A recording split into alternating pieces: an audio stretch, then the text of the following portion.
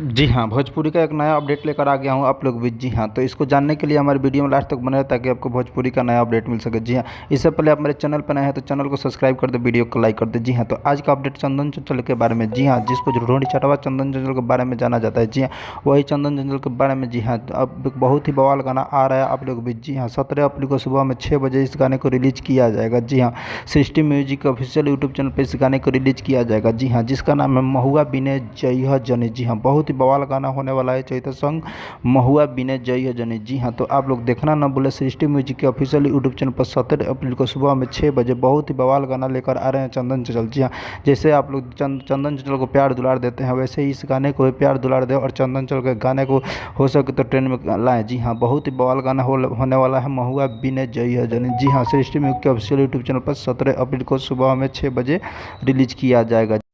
जी हाँ, इस गाने को हमारे बहुत ही प्यारे मित्र राजू राजा ने लिखे हैं। जी हाँ, बहुत ही बवाल गाना होने वाला, तो देखना ना भूलें। जी हाँ,